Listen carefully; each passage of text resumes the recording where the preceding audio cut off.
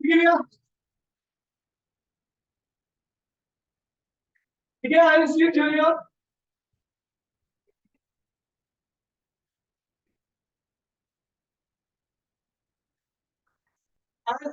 Of photo electric effect.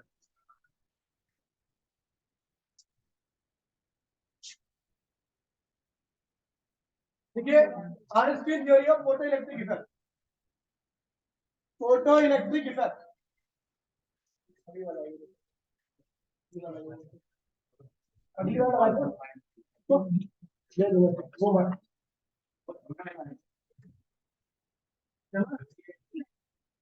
ठीक है,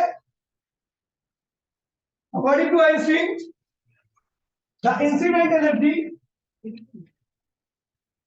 according to Einstein, the incident energy on the photosensitive metal, according to Einstein, the incident energy on the photosensitive metal is utilized. Incident energy on the photosensitive metal is utilized in two ways. Utilized in two ways. Utilized in two ways. First,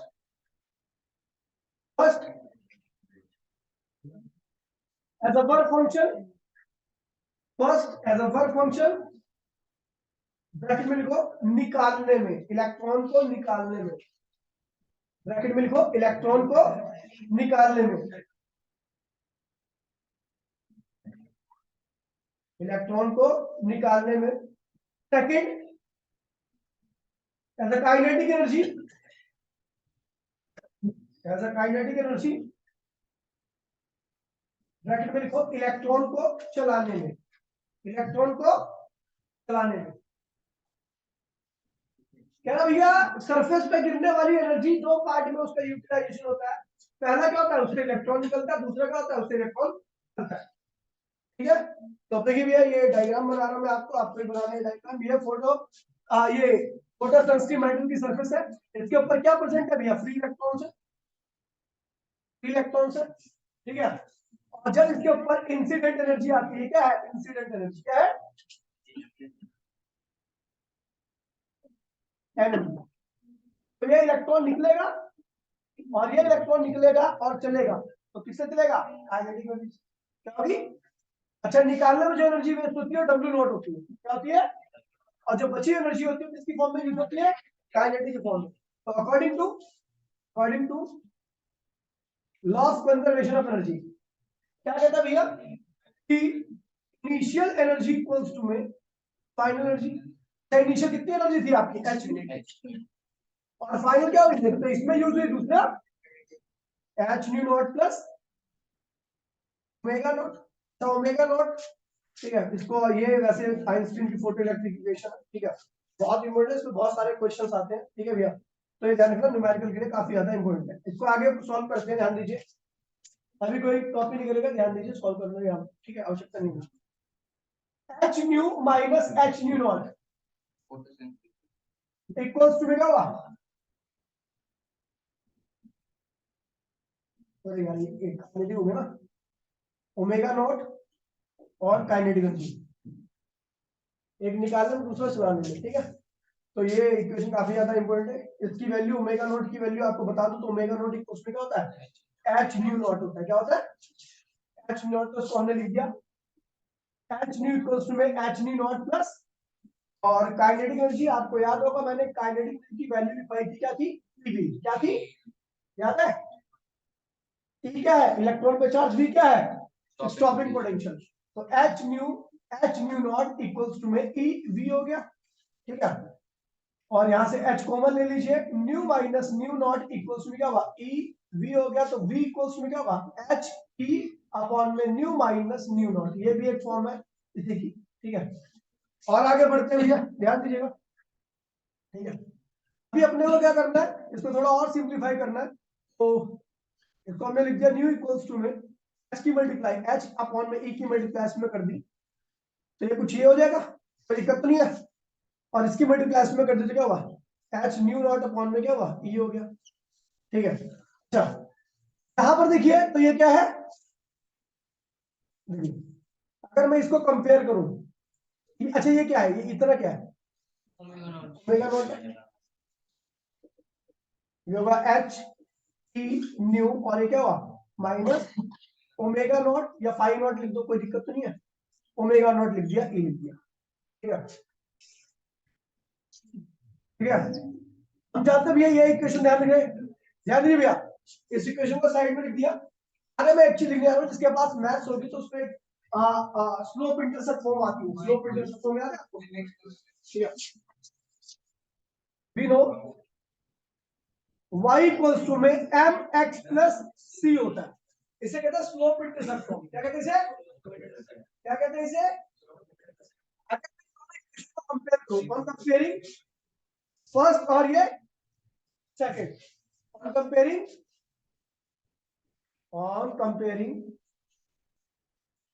first and second equation, दोनों equation को compare कीजिए।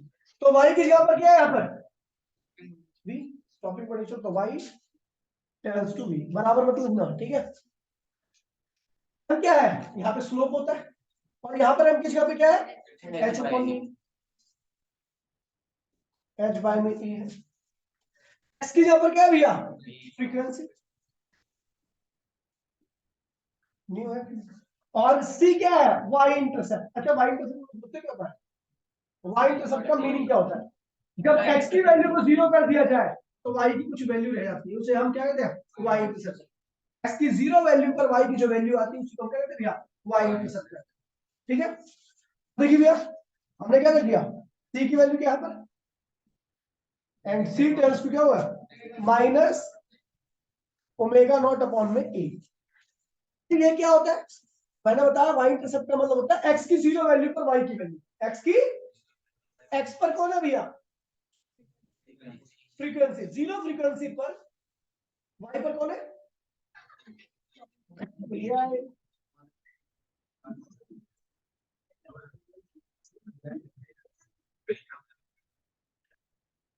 Silent करो, silent करो, ठीक है। ये x पे कौन है फ्रीक्वेंसी, और y पे कौन है, तो ये क्या है, जब फ्रीक्वेंसी को 0 कर देंगे तो उस वक्त जो स्टॉपिंग पोजीशन रहेगा वो क्या रहेगा, ये रहेगा।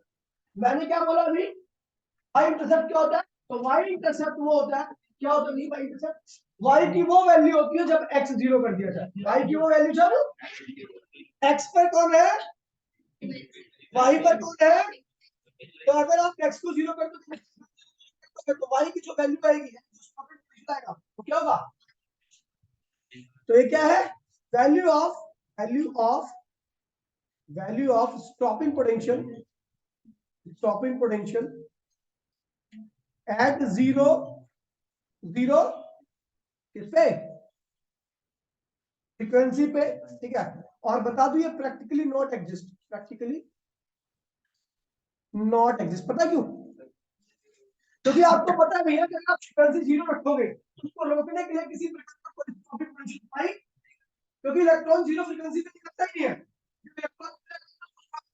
आपको पोटेंशियल अप्लाई करने की आवश्यकता, ये बस थ्योरेटिकली है कि भैया 0 फ्रीक्वेंसी पे ये पोटेंशियल अप्लाई करना पड़ेगा, बाकी आपको 0 फ्रीक्वेंसी पे कोई स्टॉपिंग पोटेंशियल चाहे नेगेटिव हो और चाहे पॉजिटिव हो, आपका अप्लाई करने की आवश्यकता नहीं है, ठीक है भैया, समझिए। ये बहुत इंपॉर्टेंट, अगर इसके ग्राफ को देखा जाए तो ग्राफ अभी बनाने की जगह नहीं है, फटाफट इसको कॉपी कीजिए तो वीडियो करिए।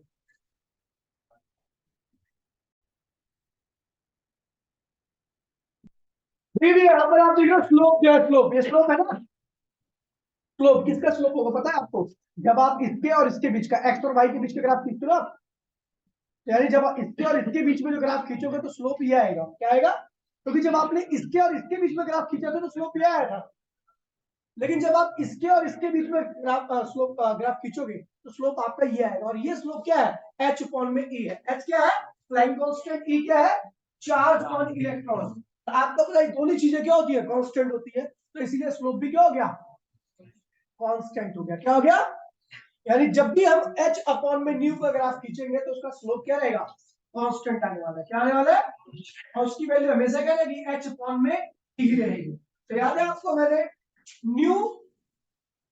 न्यू और स्टॉपिंग पोटेंशियल के बीच में ग्राफ खींचा था, याद है? मैंने ओरिजिन से स्टार्ट नहीं किया था, वो ग्राफ कुछ इस तरीके का था।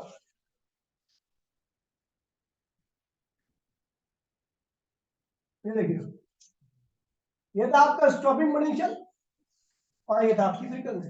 मैंने ग्राफ यहां से स्टार्ट किया था क्योंकि आपको पता जीरो फ्रीक्वेंसी पे कोई इलेक्ट्रॉन एमिट नहीं होता, और एमिट नहीं होगा तो उसको रोकने के लिए किसी प्रकार का स्टॉपिंग पोटेंशियल अप्लाई करने की आवश्यकता नहीं है। अभी आप स्टॉपिंग पोटेंशियल नॉन जीरो हो, मतलब इसके ऊपर जाओगे तो नॉन जीरो स्टॉपिंग पोटेंशियल मिलने वाला है ना। अगर नॉन जीरो स्टॉपिंग पोटेंशियल, इसका मतलब कि आपकी फ्रीक्वेंसी है कुछ ना कुछ, जीरो फ्रीक्वेंसी नहीं है। आपने देखा भी है कि अगर आपको याद होगा तो जितनी ज्यादा फ्रीक्वेंसी रहेगी उतना ही ज्यादा क्या स्टॉपिंग पोटेंशियल रहेगा। क्यों, कोई बताएगा? क्योंकि सर्टेन अमाउंट तक इलेक्ट्रॉन निकलेगी ना, कम से कम। नहीं, मैं ये कह रहा हूं, यहां से स्टार्ट होने का रीजन नहीं पूछ रहा, मैं कह रहा हूं कि ये इसके प्रोपोर्शन क्यों, प्रोपोर्शन होने का मतलब है कि एमिशन हो रहा है। हाँ, तो ये क्यों प्रोपोर्शन हो रहा है? बताया था भैया, फ्रीक्वेंसी ज्यादा होगी फोटॉन्स होगी, उनके पास एनर्जी भी ज्यादा होगी। फोटॉन्स के पास एनर्जी ज्यादा होगी तो क्या होगी? अच्छा भैया, इलेक्ट्रॉन की काइनेटिक ज्यादा थी तो रोकने के लिए पोटेंशियल भी क्या करना पड़ेगा, ज्यादा है। ये जाएंगे फ्रीक्वेंसी बढ़ते जा रही है, स्टॉपिंग पोटेंशियल होता है बढ़ने लगता है लीनियरली। क्या होता है? लीनियरली क्यों बोल रहा हूं? क्योंकि दोनों की पावर एक एक है। जो मैंने भी रिलेशन लिखा था, न्यू इक्वल टू में एच टी और न्यू था यहाँ पर, तो इसकी पावर भी एक है, इसकी पावर भी क्या एक है। लीनियरली मतलब ग्राफ कैसे आने वाला है? स्ट्रेट लाइन कैसे आने? तो ये ग्राफ है स्ट्रेट लाइन, क्या ये ए मटेरियल है, ऐसे जाता रहेगा इन्फिनिट तक, आप बढ़ाते जाओ बढ़ता चला जाएगा। ठीक है, मैंने ये एक बात की, मैं बी की बात करूंगा तो बी का भी ग्राफ क्या होगा? मान लीजिए ज्यादा फोटो सेंसिटिव है, तो ज्यादा फोटो सेंसिटिव का मतलब होता है कि जल्दी से इलेक्ट्रॉन को निकाल देना, मतलब उसका वर्क फंक्शन क्या है? कम है, कम एनर्जी में इलेक्ट्रॉन को निकाल दिया, तो इसलिए उसको कम फ्रीक्वेंसी देनी पड़ेगी, कम फ्रीक्वेंसी में इलेक्ट्रॉन निकल जाएगा। लेकिन एक दूसरा मटेरियल है जिसका वर्क फंक्शन ज्यादा है, मतलब वो ज्यादा फ्रीक्वेंसी में इलेक्ट्रॉन निकालेगा, तो उसका ग्राफ क्या होगा? आगे से स्टार्ट होगा। ठीक है, तो अब इसका ग्राफ खींचोगे तो वो भी क्या होगा? इसके पैरेलल ही रहेगा। पता है क्यों? क्योंकि स्लोप क्या ना भैया, कांस्टेंट आएगा। जो इसका थीटा है वही इसका भी थीटा होगा। ऐसे कितने भी 1 करोड़ मटेरियल के ग्राफ खींचोगे तो आपको क्या दिखेगा भैया? सब क्या है? पैरेलल ही है। ठीक है, इस सबका स्लोप क्या है? स्लोप क्या है? आप एच अपॉन में ए ही रहने वाला है, कांस्टेंट है स्लोप। और उसके बाद अगर आप यहाँ पर आपको वाई इंटरसेप्ट देखना है तो उसको आगे बढ़ाइए, और यहाँ पर क्या दे रहा है? यहाँ पर फ्रीक्वेंसी कितनी भैया? फ्रीक्वेंसी क्या होगी? वाई एक्सिस पे एक्स की वैल्यू क्या होती है? 0 होती है। अपने क्या है? वाई एक्सिस पे क्या है? स्टॉपिंग पोटेंशियल है, और एक्स पे क्या है? फ्रीक्वेंसी। जब आप वाई पे आ गए तो फ्रीक्वेंसी क्या होगी? 0। केवल क्या बचा? माइनस ओमेगा नॉट अपॉन में वी ए, यहाँ पे ए लिख दीजिए। समझ गए भैया? ए वाले मटेरियल का जीरो फ्रीक्वेंसी पे स्टॉपिंग पोटेंशियल, ये क्या देगा? बी वाले का जीरो फ्रीक्वेंसी पे स्टॉपिंग पोटेंशियल, और ये क्या देगा भैया? सी वाले मटेरियल का जीरो फ्रीक्वेंसी पे स्टॉपिंग पोटेंशियल। कोई दिक्कत तो नहीं भैया? ये ग्राफ ऐसे बना रहते हैं। 2-3 क्वेश्चन थे जो मैंने कराया एनसीईआरटी के, तीन के तीनों है।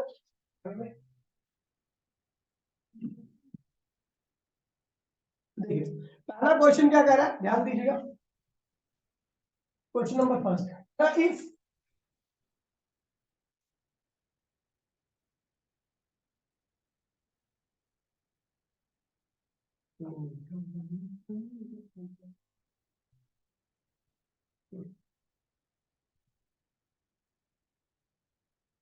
पहला क्वेश्चन कुछ इस प्रकार से है, देखिए बड़ा आसान क्वेश्चन है। तब ये इफ फ्रीक्वेंसी इक्वल्स टू में आपको दे रखी है, नहीं एनर्जी इक्वल्स टू में दे रखी है आपको 66.3 इलेक्ट्रोवोल्ट। कह रहा है कैलकुलेट, कैलकुलेट फ्रीक्वेंसी। क्या निकालने भैया? फोटोन की फ्रीक्वेंसी निकालने, कुछ नहीं एनसीईआरटी क्वेश्चन है, फ्यूचर का क्वेश्चन है। आपको बता दो एनर्जी क्या होता है? एच न्यू होती है। फोटोन की एनर्जी क्या होती है? एच न्यू होती है। आपको ये निकालना है, यानी फ्रीक्वेंसी निकालनी है। क्या निकालनी है? न्यू क्या हुआ? एच अपॉन में ई अपॉन में एच। लेकिन एक बात बता दूं, ये एनर्जी आपको इलेक्ट्रोवोल्ट में रखी है। क्या रखी है? और यहाँ पर जब आप फ्रीक्वेंसी निकालोगे तो आपको जूल में करना अनिवार्य है। क्या होगा? तो ये जूल में करते हैं, तो इसको जूल में करने के लिए 66.3 इंटू 1.6 इंटू 10⁻⁻90 ये जूल में कन्वर्ट होगी एनर्जी। ठीक है, बताया था ना 1 ईवी बराबर में इतना जूल होता है। इतने ईवी में कितना जूल होगा? मल्टीप्लाई करके, समझ गया? तो ये हो गया आपका एनर्जी कितनी है? 66.3, जो भी आपका 1.6 इंटू 10⁻⁻90 और इसको h क्या है 6.6 इंटू 10 पावर क्या होगा -34। सॉल्व कर लीजिएगा, आपको फ्रीक्वेंसी मिल जाएगी। कर लोगे? ठीक है, अगला आता है भैया। अगला क्वेश्चन कह रहा है, ध्यान दीजिए। क्वेश्चन कह रहा है, क्वेश्चन नंबर सेकंड, ये भी एनसीईआरटी का। इस वेवलेंथ ऑफ लाइट जो यूज किया गया है वो 4950 एंगस्ट्रॉम है, यानी क्या हुआ 4.95 इंटू 10⁻⁻7 मीटर के आसपास। ठीक है, मीटर में कन्वर्ट कर दिया इसको मैंने। ठीक है, कह रहा है कि आपको जो फोटॉन्स आ रहे हैं ना वो बीम की फॉर्म में आ रहे हैं। कैसे आ रहे हैं? बीम की फॉर्म में आ रहे हैं। तो कह रहा है भैया what is the energy, energy निकालनी है। क्या निकालनी है भैया? इन ईवी में निकालनी है। क्या निकालनी है?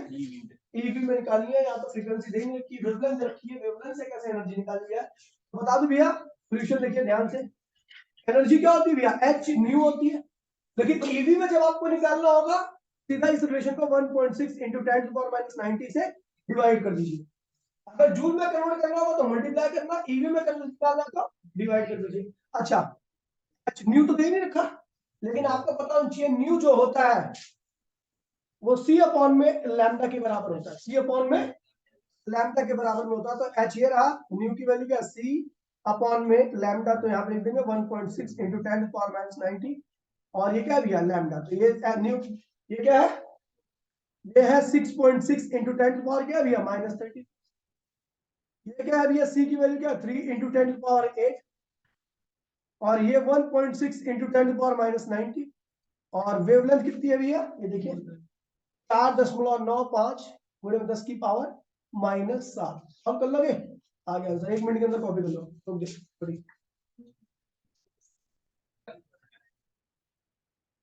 एनसीईआरटी का ये भी है। कह रहा मोनोक्रोमेटिक लाइट है। मोनोक्रोमेटिक लाइट है। मोनोक्रोमेटिक लाइट मतलब सिंगल कलर वाली लाइट। सिंगल, उसकी वेवलेंथ कितनी रखी है भैया? फ्रीक्वेंसी रखी है। फ्रीक्वेंसी रखी है आपको 6 गुणे 10 की पावर 14 हर्ट्ज। कितनी आपको फ्रीक्वेंसी रखी है ना? अभी कह रहा है अपने को, ठीक है, किससे प्रोड्यूस कर रहा है? लेजर से। लेजर से, लेजर से प्रोड्यूस किया गया। ठीक है भैया, तो लेजर लाइट से प्रोड्यूस किया गया। उसके बाद फिर कह रहा है कि पावर कितनी लेजर लाइट की? वो है 2 गुणे 10 की पावर -3 वॉट पावर है। अच्छा, पावर की एक और एसआई यूनिट होती जाती है 2 -2 जूल पर सेकंड। विशाल क्या बोलता हूँ मुझे?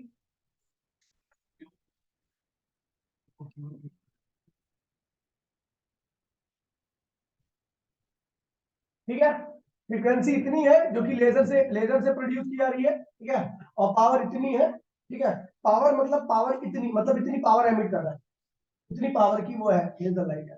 क्वेश्चन में बोल रखा है अपने को कि भैया बताइए नंबर ऑफ फोटोन कितने? Number of photon in 1 second. 1 second में कितने फोटॉन्स निकलेंगे बताइए। क्वेश्चन बड़ा अच्छा है, लेकिन गारंटी आप कर नहीं पाओगे पहली बार में, क्योंकि आपने, हाँ देखिए रीजन क्या है, क्योंकि आप वहां पे समझ नहीं पाओगे। एक्चुअल में जो पावर होती है ना वो 1 सेकंड की एनर्जी होती है। क्या होती है? लिखा तो है जूल पर सेकंड, मतलब इतनी एनर्जी 1 सेकंड की। तो पावर क्या होती है भैया? 1 सेकंड की एनर्जी होती है। अब क्वेश्चन में पूछ क्या रखा है? 1 सेकंड का फोटोन की संख्या निकालनी। अपने को पता है फोटोन की फ्रीक्वेंसी कितनी है? इतनी है। तो फोटोन की एनर्जी निकाल लेंगे। तो सॉल्यूशन में रखते हैं energy of single photon. Energy of single photon. Single photon के पास क्या एनर्जी होगी? तो एच न्यू होती है, या एच आप लिख दीजिए। एच कितना है? 6.6 इंटू 10⁻34। और फ्रीक्वेंसी कितनी है भैया आपकी? 10 की पावर पता, ये इतना जूल एनर्जी है इसके पास एक फोटोन के पास। आपको पता है कि 1 सेकंड में कितनी एनर्जी आ रही है? Total energy, total energy of laser beam, laser beam कितनी भैया? इन 1 सेकंड, इन 1 सेकंड कितना है भैया?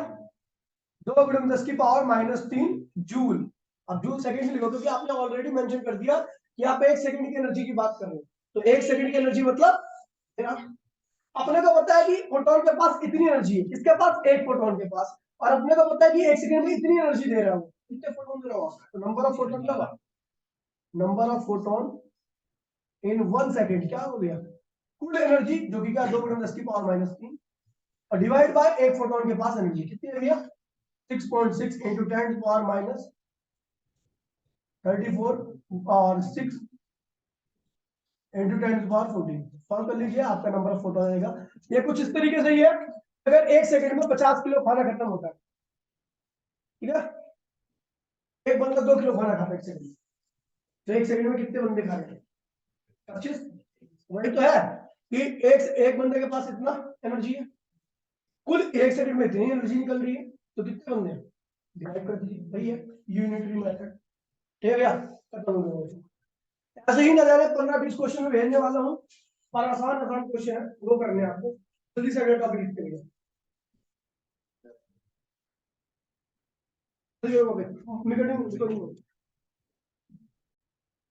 Twelve nature of radiation topic है, ड्यूअल नेचर। अब देखिए ये पार्टिकल नेचर था सारा का सारा, अब हम ड्यूअल नेचर की बात करेंगे, लाइट का ड्यूअल नेचर। तो ध्यान दीजिए भैया, क्या कर दो, लिख लेते ड्यूअल नेचर ऑफ रेडिएशन। बोलो the phenomena like the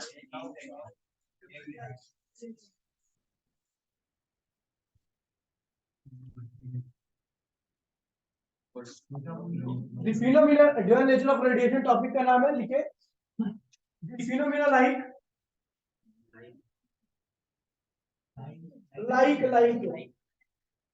interference, diffraction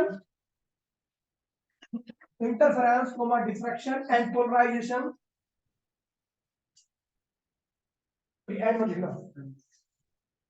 interference, diffraction, polarization, etc. can be explained only the wave nature of light, can be explained only on the wave nature of light, wave nature of light। क्या ना भैया, समझिए भैया, ये जो phenomena है ना, ये केवल लाइट के वेव नेचर से एक्सप्लेन किए जा सकते हैं। देखिए, on the other hand, on the other hand, on the other hand,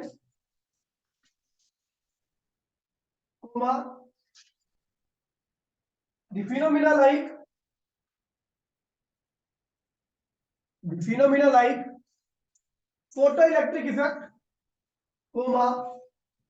Compton effect, COM, PTON, photoelectric effect, Compton effect, etc. Photoelectric effect, Compton effect, COM, PTON, Compton effect आपने syllabus में दिया, Compton effect, etc. can be explained only in terms of particle nature of light. Can be explained only in terms of particle nature of light. Can be explained only in terms of particle nature of light. Full stop. This shows that. Full stop. This shows that light radiation has dual nature.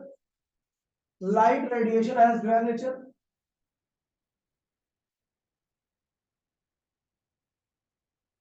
Dual nature. Sometimes behave like a wave. Sometimes behave like a wave. And sometimes as a particle. As a particle. Behave like a wave and sometimes the particle। भैया, so light, ये जो light के दो दो character होंगे, ठीक है भैया। अब बात करेंगे हम दोनों नेचर के बारे में, और इस नेचर की बात की थी डी ब्रोगली, मतलब डी ब्रोगली स्टार्ट हो रहे हैं और डी ब्रोगली तक ही आपका मतलब सिलेबस, ठीक है। इसके बाद डेविसन जर्मन एक्सपेरिमेंट का आउट ऑफ सिलेबस, ठीक है सर। आगे लिखिए भैया, टॉपिक डालिए de Broglie waves, de Broglie waves.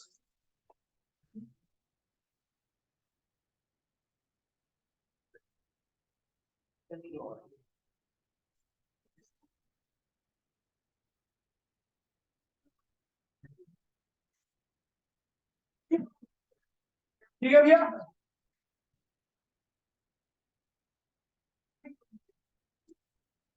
देखिए डी ब्रोगली ने बताया, केवल डी ब्रोगली पहले ऐसे साइंटिस्ट थे जिन्होंने पहले बार बताया भैया लाइट के दो दो कैरेक्टर होते हैं, दो दो नेचर होते हैं। ठीक है भैया, इन्होंने इसके पीछे कुछ एक्सप्लेनेशन दी। पहली एक्सप्लेनेशन दी भैया E equals to MC square.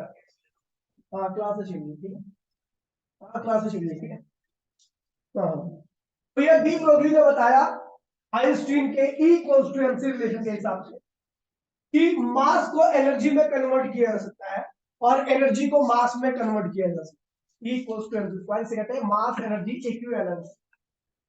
मास को एनर्जी में और एनर्जी को मास में, यानी दोनों में क्या सिमेट्री है ना, एक दूसरे में कन्वर्ट कर सकते हैं। और दूसरी एक्सप्लेनेशन दी, अब उस एक्सप्लेनेशन का कोई ऐसा खास रीजन नहीं था, इन्होंने आसपास के चीजों को ऑब्जर्व किया, चीजों को एनालाइज किया, चीजों को पढ़ा लिखा समझा, और इन्होंने देखा कि भैया चीजें हमेशा क्या होती है, दोहरा चरित्र रखती है, दोहरा कैरेक्टरिस्टिक। तो उसी के हिसाब से इन्होंने बोला भैया लाइट है नेचर, क्योंकि नेचर लव्स सिमेट्री। इन्होंने बोला भैया कि नेचर को हमेशा सिमेट्रिक चीजें पसंद है, ठीक है, सिमेट्रिक नहीं है वो एग्जिस्ट नहीं करता।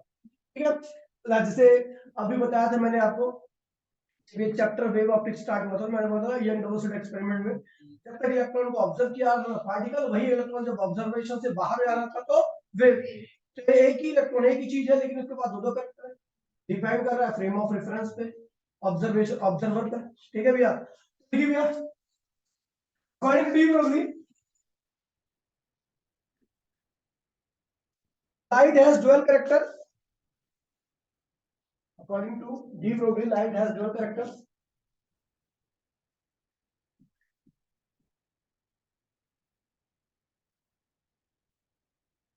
Dual character.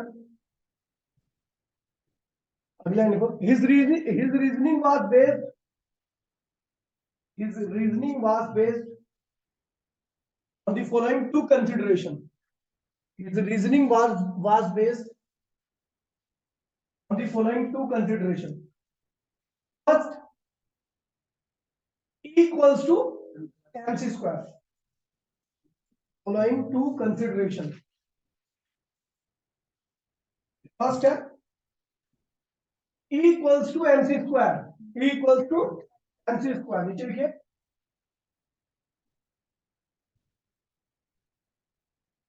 this relation shows that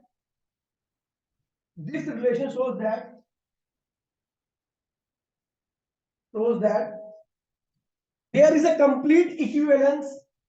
This relation shows that there is a complete equivalence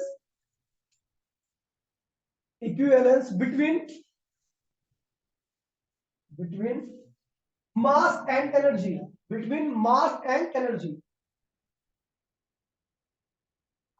Full stop. There must be mutual symmetry. There must be a mutual symmetry. There must be a mutual symmetry in between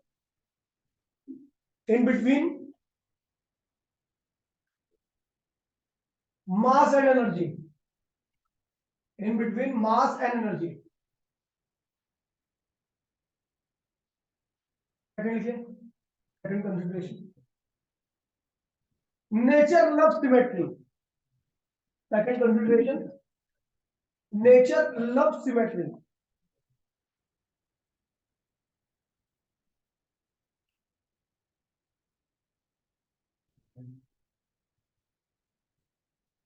De Broglie predicted that matter must also possess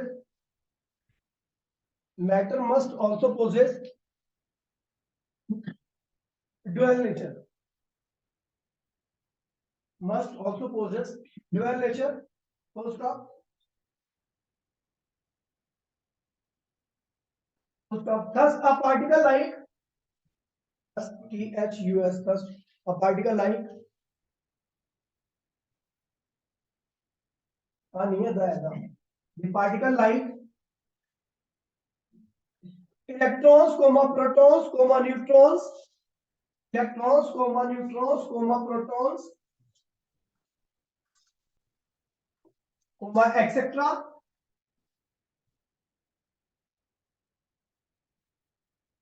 should not only behave like mass, should not only behave like mass,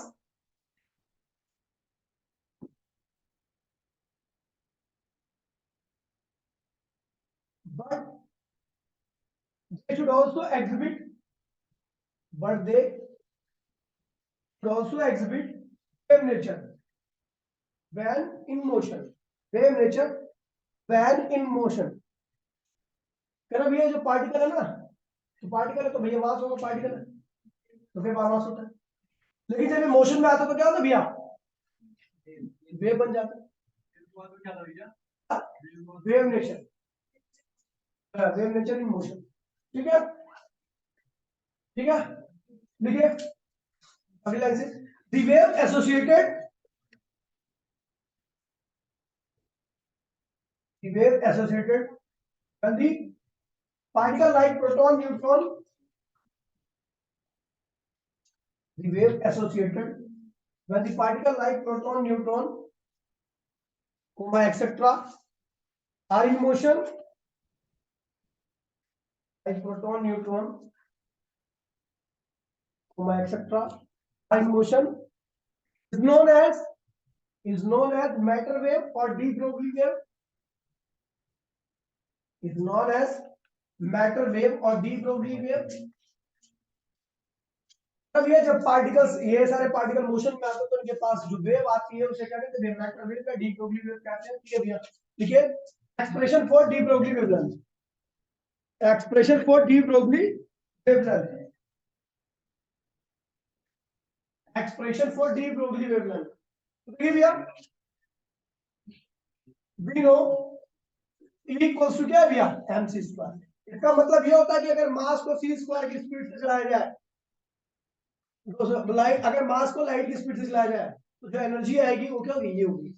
और हम जानते हैं भैया ये तो energy है, energy मतलब radiation, और रेडिएशन की एनर्जी क्या होती है, E इक्वल्स टू में h न्यू भी होती है। हमने को पता है ये भी रेडिएशन की एनर्जी और ये भी रेडिएशन की एनर्जी, तो from first and second equation क्या होता है भैया, mc स्क्वायर इक्वल्स टू में h न्यू, mc और c लिख दिया, mc स्क्वायर को ले दिया, mc डॉट c बराबर में क्या हुआ, h न्यू हो गया। अपने का mc, m क्या है, मास है, c क्या है, वेलोसिटी, m मास है, c क्या है, वेलोसिटी है। तो मास इनटू में वेलोसिटी क्या होता है, मोमेंटम क्या होता है, इनटू में c इक्वल्स टू में h न्यू, p इक्वल्स में क्या हुआ, h न्यू अपॉन में क्या हो गया, c क्या हो गया। अच्छा, c अपॉन में न्यू क्या होता है, वेवलेंथ, c अपॉन में न्यू, अरे भैया वेवलेंथ इक्वल्स में क्या होता है, c अपॉन में न्यू ही होता है। तो न्यू अपॉन में c क्या होगा, 1 बाय वेवलेंथ, क्या होगा, उल्टा कर दो, 1 बाय वेवलेंथ, यानी क्या, that is the D Broglie wavelength, जिसको कहते हैं लैम्डा इक्वल्स टू में h बाय। ठीक है भैया, एक्सप्रेशन है डी ब्रोगली वेवलेंथ। अभी एक क्लास और होनी है, उसके बाद चैप्टर फिनिश हो जाएगा। ठीक है, मिलते हैं अगली क्लास में, तो टाटा बाय बाय, जय हिंद जय भारत।